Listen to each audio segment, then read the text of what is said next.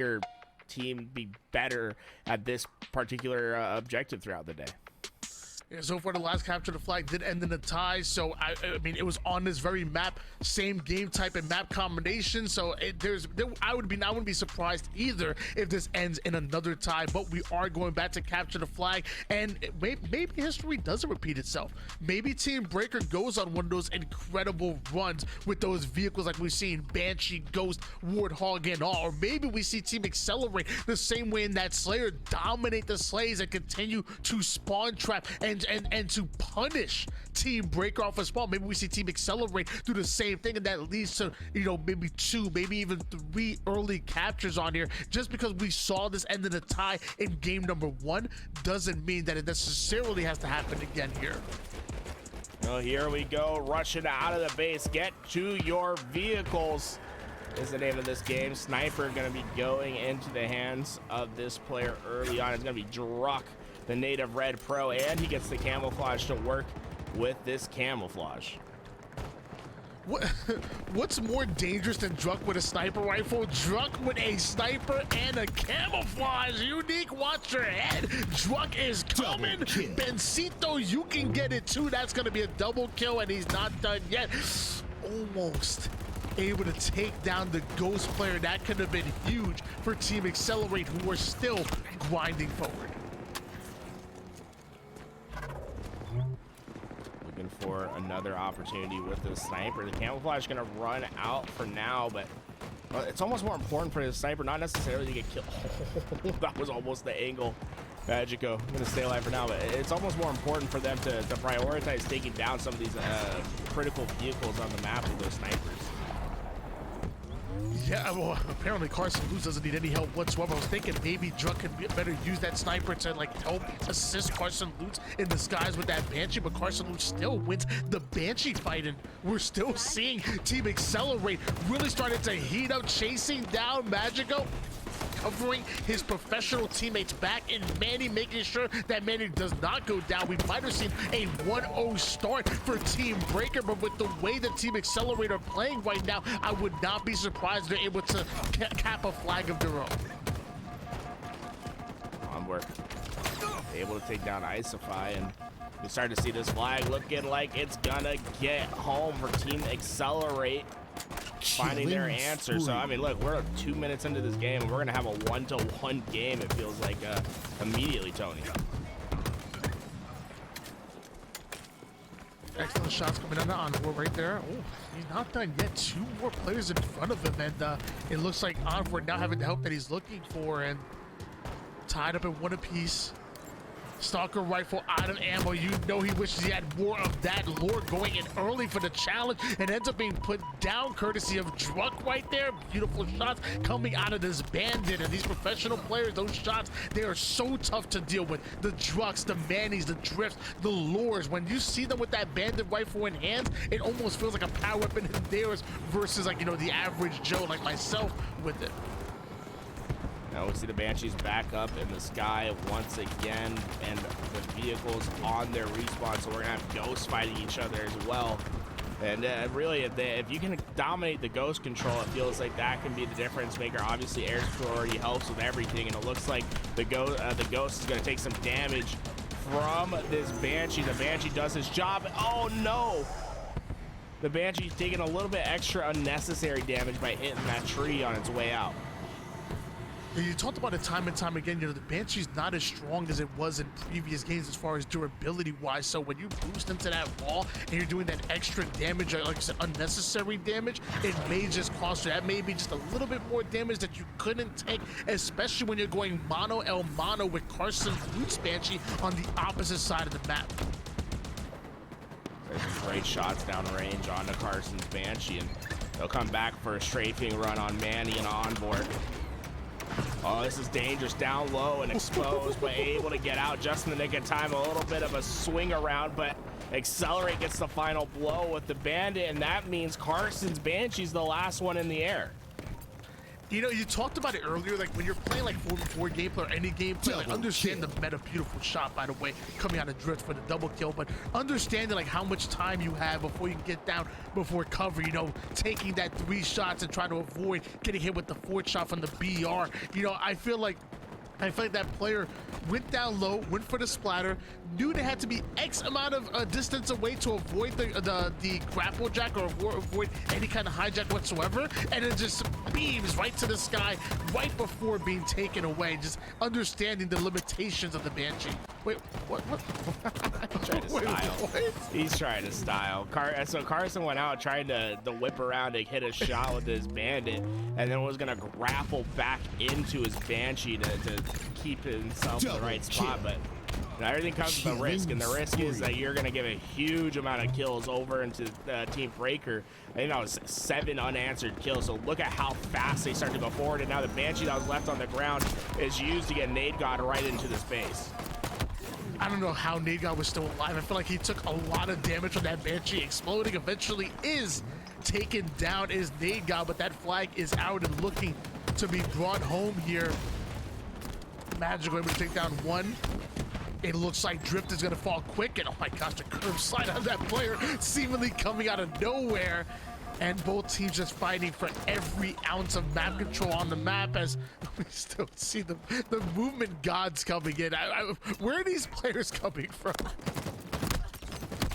There we go, BR shots going down. Wacky able to whack his opponent away. Manny, I see the response. Ooh, we got a little mangler action. You don't see this every day, especially not in HCS, but very effective weapon. Also has a pretty good damage ratio to vehicles if you do pick up that mangler. But the Ravager, definitely the better weapon to have in your secondary, which is something like if you set that off for Elise, hey, you know, you'd rather have the Ravager than the mangler. Yeah, people would have called you crazy. Now, is the Mangler G8 in Big Team Battle? I feel like, or do the pros look at the Mangler like, oh, I can't touch that? Like if they touch it, like it's gonna burst into flames or something. Like every pro in Big Team Battle is like, what are you talking about? Just grab it, bro. It's a weapon. That goes putting down some great work right there, and well, the kill comes in favor of Team XLR8, and Team Breaker, I think, starting to have some problems getting forward on the map. Look how fast Team XLR8 is starting to push in as players come in from the rear to give supporting numbers. We see another Banshee in the sky here, and now we see some Warthogs. Ooh, what is that? Is that the phase? Yeah, is that the phase skin? Oh, look at this. They're going to phase up and pick up a native red player right here as Druck has camo and flag. Talk about a combination. Able to walk that flag all the way to the Warhog, and that might just be enough to give him a 2-1 lead in this game. A heads-up play from Druck.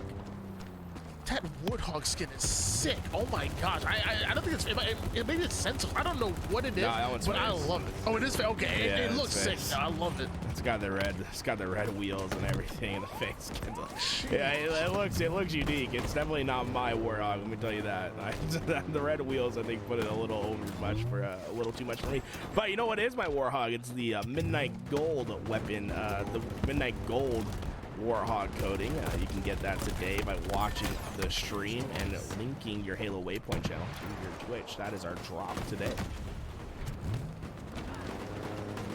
Right back to Warthog he goes. Looking to run over the flag carrier. My gosh. Wait, that was his teammate. Why did it look like he was trying to run down Laura at the flag? Maybe he was trying to pick him up, but that just seemed really aggressive. I feel like if you're going to try to pick up your flag carrier, you got to slow down, like drift to the side, you know? Like, give him a chance to hop in.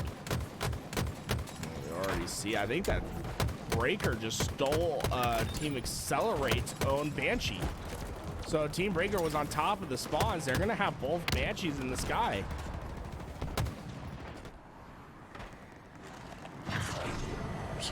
The Banshee playing that coverage, trying to gain the information, waiting for the right time to strike, and that's exactly what he does. Manny ends up going down and receiving a lot of damage. So through the tunnels on the low ground, high risk, high reward gonna pay off as we're staying alive with this Banshee, putting down that damage. This is gonna be really good for Team Breaker, who desperately need a cap, but that is your grapple. Yes.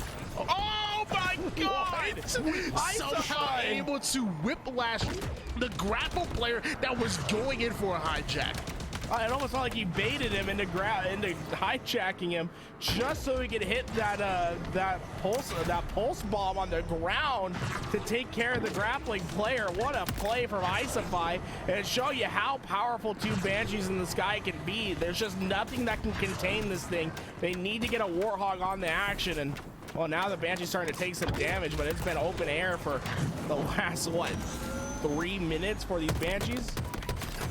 And then, of course, the signature flippy into the drop. If you imagine when it hit like a back smack, like Ninja, like the flippy with the Banshee, hop out, going for the barrel roll, 360 kick flip into a Ninja. I probably would have freaked out. I probably would have punched I honestly would have punched my monitor right in the face. Well, XLR8 able to get 4 to 1 kill, a kill answer right there to get some numbers advantage. And with Sniper coming up, this is huge because it's going to alleviate pressure just for a little bit, allow your Sniper to get forward. And now with the Warthog in base, this is a real opportunity maybe to punch home. Now, last flag, there is a player from Team Breaker that is just hiding in the back of the base, but they're eventually going to deal with him.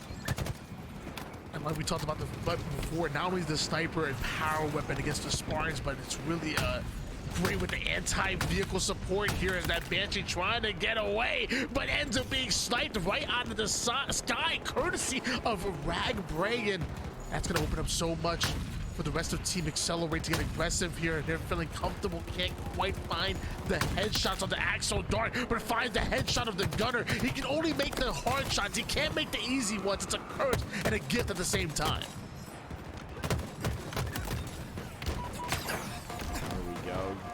Left and right, trying to do their best to survive. Drift finally takes down Active.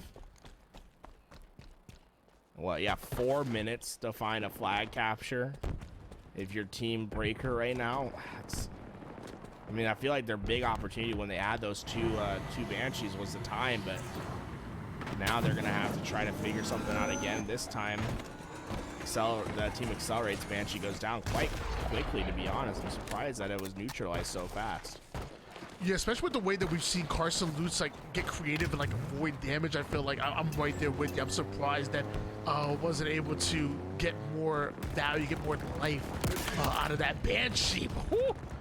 Skewer to the knee. That's what took me out. That's the reason why I can't play basketball anymore. You know, I just took a skewer to the knee and was never the same. Went to gaming.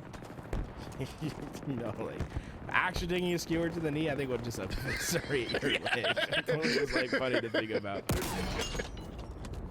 Nade God has the sniper, and we see the skewer on the other side, but neither of them are gonna hit, and well, eventually the team help comes in, and this flag for Team XLR8 is on the way, and the sniper misses the first couple shots. They need to get up high and hit a crucial shot.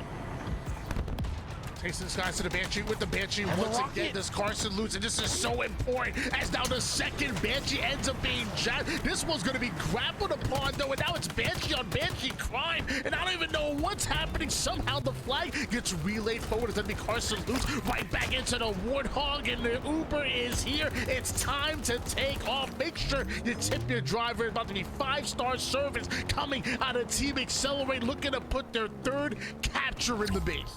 They'll get you wherever you need. Flaming, on fire, doesn't matter. And he's going to be able to push this flag in. Great job by Team XLR8 to push them to match point as we go into Game 5 attrition. This one could determine it all if Team XLR8 comes out on top. Wow.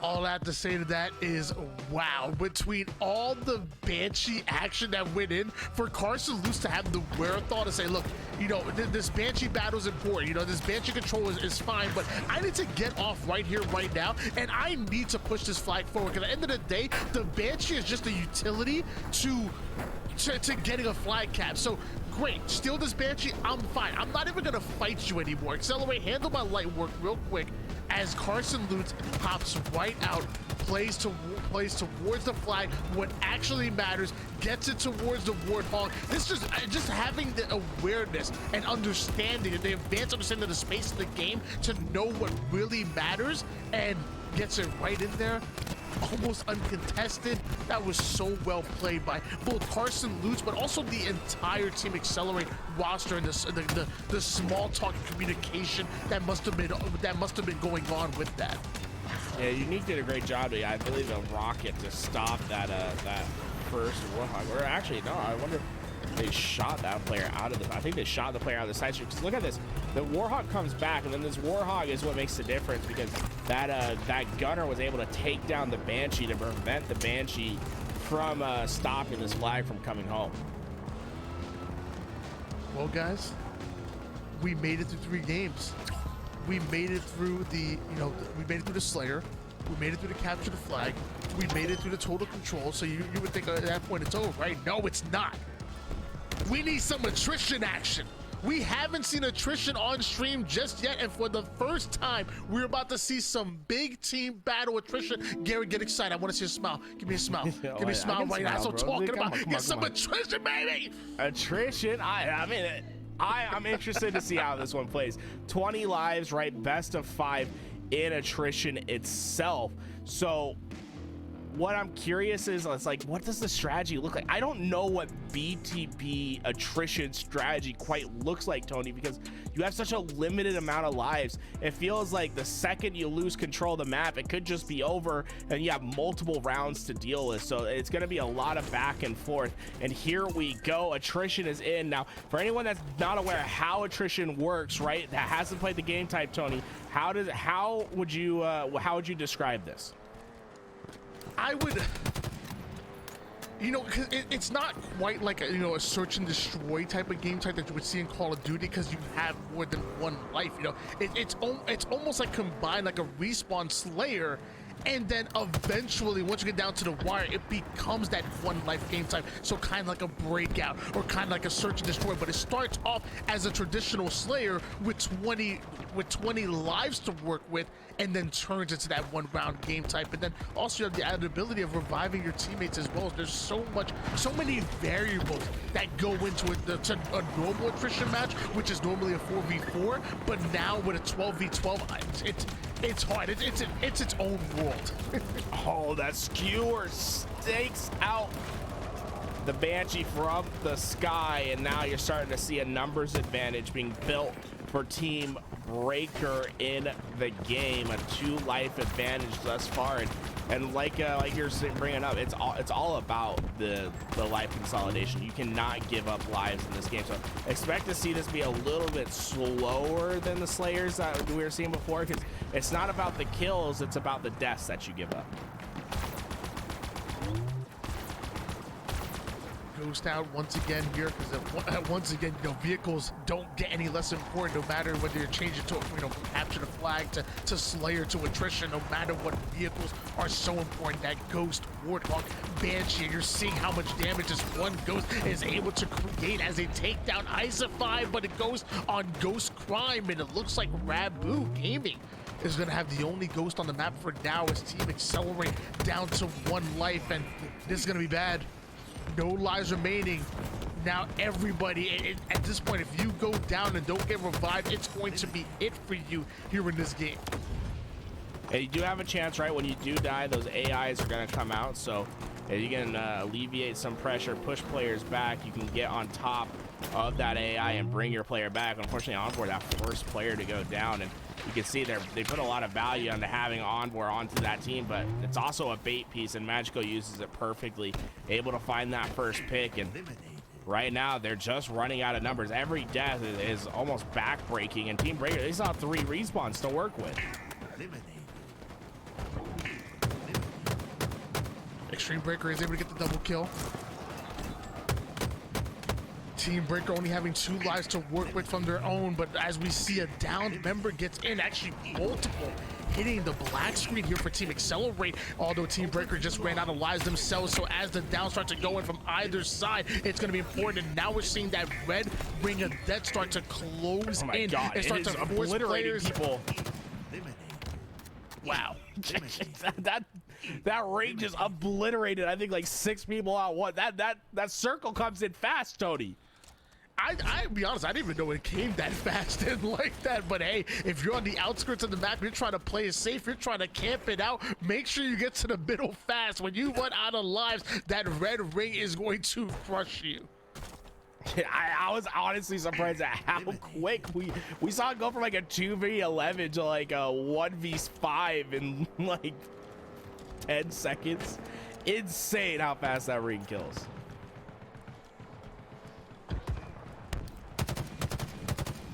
They're trying to be real safe before committing to this Banshee right now. What if he's just trying to defend it for one of his teammates to be able to come off his spawn and grab one of their own here? Maybe that's the plan here, but so far, just guarding this Banshee. Now, apparently now is the time here. Banshee in play. It's gonna be for Team Accelerate. Carson Lutz takes down one in Magico, but gets rocketed right in the face. That's gonna be Drift awarded that one. Yeah, it's tough. I mean, like, you're doing the right thing with the Banshee. Unfortunately, the player that you found just happens to have rockets, the perfect counter to the play that you're making. And right now, a little bit of a change in pace from the previous game. This time, Team Accelerate having a little bit of the advantage, a 2-kill lead for them in this game. And this Warhog, I think you're playing a dangerous game, right? Because remember, it's not necessarily about the kills, it's about the deaths. And one skewer shot, one Hydra shot, this vehicle could be gone, and it could be 2 kills going against your team. I was gonna say, you see him grapple into that ghost like that? Unique in need, making use of this Warthog, but that thing's on fire.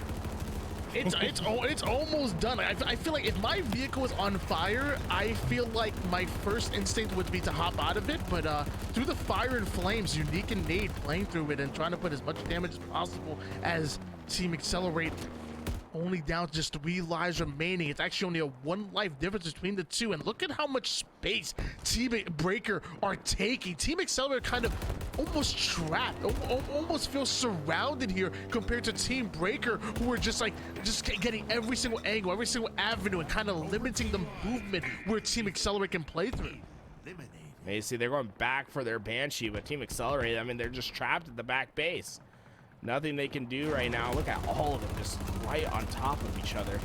See, Team Breaker lost their respawns first. Still 3 left for Accelerate. When Accelerate lose those 3 respawns, that's when the circle's going to come into play. Here we go.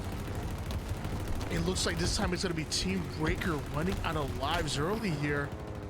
Team Accelerate still having just 2 to work with, so really valuing their life. But as trades come on the screen, Manny is able to take down Magico. Icify looks like he is in a reservoir position, so although Team Breaker ends up losing a member, I mean, it's all about where you go down. Depleted. That was clearly reservoir. Look at this circle. Look how fast this thing is coming. Oh my god. Leor, you gotta run. You gotta trek it, Lay. Yo. What? This circle, I mean, look how tight everyone has to be. Right now, you're seeing the fight go down towards the end of this edge right there. Fight, oh fight, my fight. god, everyone's fighting. Punch him. Get him, kick him. Oh my god. Guys, he's gutting them down. I think Accelerate gets the kill. I think it was 1v1, dude, at the end. I think it was literally 1v1, and he was able to get them out of the gunner at the last second. Wow. If this is like a look at what a possible Halo Battle Royale could look like with that ring closing and that, I'm just saying, slow, if you're making a Battle Royale in the Forge, slow the ring down a little bit. It's okay, but I guess in big team battle, you can't be hiding on the outskirts of the map. You got to get right to the middle, and you have to fight. And it's almost like if you go down in numbers, the first thing you got to prioritize, get to the middle of the map and just try to deplete the numbers. Get it into that circle, right? So even if you're down numbers, overshield into the circle. If you have an overshield, just back pocket it, just save it. Even if you don't use it and you die, like your teammate comes in and picks it up and gets to use it themselves. Your team is like constantly keeping the overshield. Yeah, you never pop it. Like you keep your overshield player out of the fight the entire time, just for when the circle starts. I'm not even gonna lie. Attrition is my favorite game type for Big Team Battle. This is awesome. This is so interesting. I mean, I'd love to see it put in rotation. In the has Big Team Battle like attrition been done in matchmaking yet? Because it's fascinating. Like I see in that circle come down. That circle is extremely fast. It's crazy. Like if you're fighting the other team in the base and you're not in the center, remember like round 1, if you're fighting in the base, like everyone's gonna get eviscerated immediately. A 3 live advantage here for Team Breaker. And Team Breaker, if they're fast enough, they can get these kills, get these slays before that red ring of death comes in. And I guess that's the name of the game. The name of the game is speed. Get in there, get those kills, punish your opponent, and avoid that red ring at any cost possible. Whether it's going toward the center of the actual map itself to avoid where the red ring starts at, or just killing your opponent before it even gets involved. I mean, right now they have control of everything. They're gonna get this Banshee in the sky. Wow. Team XLR8 starts. It looks like they got a split spawn out. So yeah, it looks like you can take control. I mean, look at everyone from Team Breaker took control of the base. Now they just have to find the roamers. A 10-0 run by Team Breaker here in the grand finals right now. That's actually crazy to see. Banshee on Banshee. Carson Lutz ends up getting shredded. They really needed that. Not even just about the life, but just to have something to counter this Banshee. To allow a Banshee, 2 Ghost, and Warthog to just roam the map just seems impossible. I don't know how Team Breaker loses. I don't even think it's possible. But Bohm is hiding underneath the bridge, just sitting still, praying that no one finds him. Well, hold on. That might be the strat here. Let's see. Is anyone gonna look for him? He's in hide for 3 minutes until the red ring of death comes. 1v12. It's just him, right? It's just him alive. I believe. Oh, I think they found him. He's running. No. He's running. Oh no! They're all there. Oh wow. I call foul play. Looks like that's gonna be it. I call foul play on that one. How did they find him? No, they got him. So it looks like we are going to go into a game 6 scenario because it's 1st to 3 to win. So we're going to be running it back on attrition once again. Okay, I'm down. That was amazing. First of all, that was a fast game.